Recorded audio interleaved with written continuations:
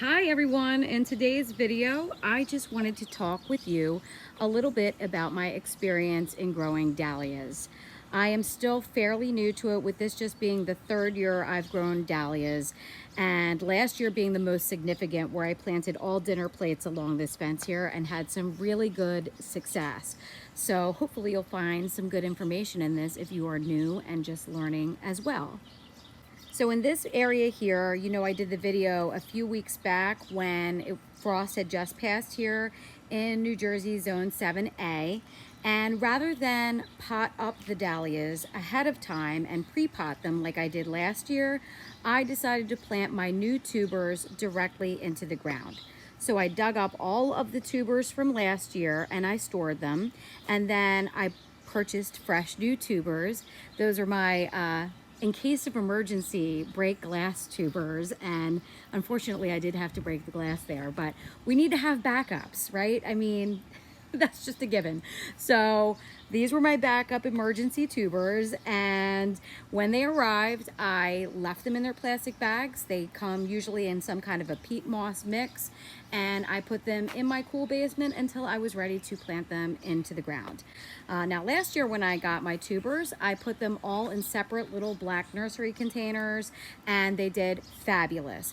A lot of times gardeners will do that to get a jump on the season, especially if you're in a cooler climate. It kind of starts to get their juices flowing and get them growing so that they're nice and established when you put them in the ground. It gives you a little bit more time to enjoy them.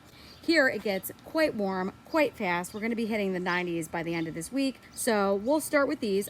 Just as the chance of frost passed, I put them in the ground and they are all thriving and doing wonderful. If you caught my last video, I went along and I top dressed these with the Espoma Organic land and sea compost, because dahlias are heavy feeders. And with that said, I will come along once these put on a bit more growth and once I maybe see them starting to bud up, and maybe every 2 weeks I'll come along with a low nitrogen liquid fertilizer that I end up mixing up in my little sprayer that I like to use. And it should be something like a 5-10-10 or a 10-20-20, so lower on the nitrogen side. A lot of times if you over fertilize plants, you'll notice that they bush out nice leafy green growth and then you get less blooms. So definitely don't be heavy-handed with your fertilizer, and always read what you're giving your plants. Make sure you're giving your plants the right type of fertilizer for the right type of plant. So when these get to be about 10 to 12 inches tall, I will come along and I will pinch these. I like to use a sharp pair of scissors. You don't have to, you can just pinch them off, but I like to come along and do that, and that encourages branching and a thicker, fuller plant with more blooms. You do not have to pinch, and if you don't, you'll end up with a taller plant that maybe has less blooms, and maybe those blooms might be a bit larger. I don't have experience with that. This is what I have heard from other gardeners, but I am a pincher.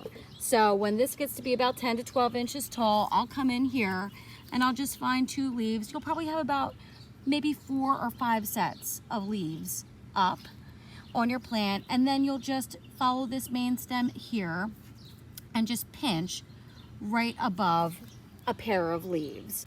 Now when I come along with my scissors and I cut, I like to do an angled cut because the stems on dahlia are hollow, and I try and avoid as best as I can to not have water and moisture accumulate inside that stem where I pinch it.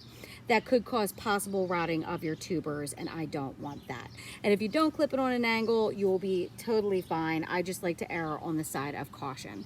So this is example 1. Brand new tubers planted into the ground directly, not pre-potted, and this would be right after my chance of frost had passed here in Zone 7A. Now with that, when you're testing out anything in your garden, keep in mind that when I'm speaking about my zone and my garden, all gardens are very specific and unique. So you could be my neighbor across the street and we could share different situations completely. My microclimate would be different than your microclimate. So I encourage you to test before you do anything on a big scale. I've tested now for a couple of years with different methods, and I'm pretty confident that I should be able to keep my tubers in the ground, and I'm going to show you that right now. So this is my side garden bed with the little sundial. You can see I have my cat scat mat that I love out just to keep any little furry creatures away for now. But these are Emery Paul dinner plate dahlia, and you can see how wonderful they are doing. They are full and beautiful. I am very excited about this. So I left these in the ground. When I cut these down in late fall, I made sure, because of that hollow stem, that I actually cut them down very low. I made sure that that central hollow stem was not exposed. So I did cover up with some mulch to protect them and not have that exposed. And then I put a little bamboo stake where they were so I could see the growth and not accidentally weed them later on. So they are growing and they are doing fabulous. Once I did start to see a little bit of growth coming, I came along here with a little bit of the Espoma Organic Land and Sea and just worked that around the perimeter of the roots there, just to give it a really good start. And I think that they love it. They look happy.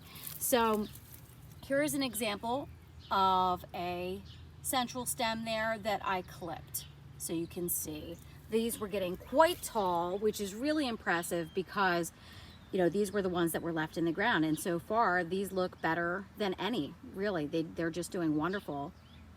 So the next example I'm going to show you are tubers that I stored, and they are in containers right now. So these are some tubers that I stored for the winter. These are my dinner plate dahlias that I stored, that I had along the fence. It's the Cafe au Lait and the Breakout. I didn't label them because I mixed them together, and to me it didn't matter because I was going to plant them all together anyway. I didn't have high hopes. So when I dug them, I stored them in crates wrapped in burlap with moistened, not wet, vermiculite. It's very important. You don't want your tubers to be too wet. With it being new for me, first time I ever dug and stored tubers, I left them a little bit too wet when I stored them. They were a little bit too damp. When you dig your dahlias, you want to brush off any of that excess soil and let them dry just a little bit. Not super dry. It's all kind of testing and getting a feel of it. So I can't give you an exact example. You just have to try it for yourself and see how it works out for you. But I stored them. They were a little bit too damp. I didn't really check on them. I had 2 crates. I didn't really check on them after I stored them, which you should do. You should check the moisture level, make sure they're not too dry. So I neglected to do that, and 1 crate was completely desiccated and dried up, and it was very sad, but I kind of had an inkling that that might happen. And then my 2nd crate was really bad. I'm going to share a picture of what these look like for you, and you're going to be shocked. They were shriveled up and very sad looking, but there was some give and there was some resistance to the tubers that made me feel like there was still some life to live in there. So rather than trash them, you can tell the difference. The ones that were desiccated and dry, you could see right away. And then the ones that were very wrinkled and sad looking still had some give and life in them. So I went ahead and, as a test, I put them in here just with the regular potting mix. I did not water them. I just left them alone and let Mother Nature water them for the time being. And this would have been right around the time that I planted my new tubers in the ground that I just showed you. But now that there's growth, certainly I'm going to check. And if you feel moisture a couple inches down, you're good. I would not overwater your tubers. You can encourage your tubers to rot if you overwater them. So definitely be cautious when you're watering your tubers and wait to see growth before you start watering at all.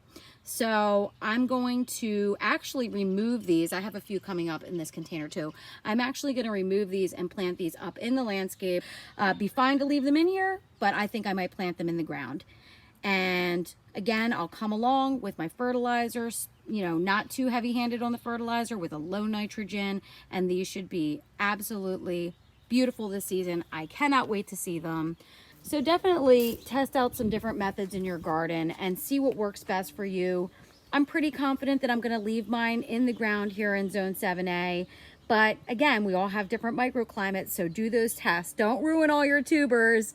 Do a test in your garden and see how they perform for you.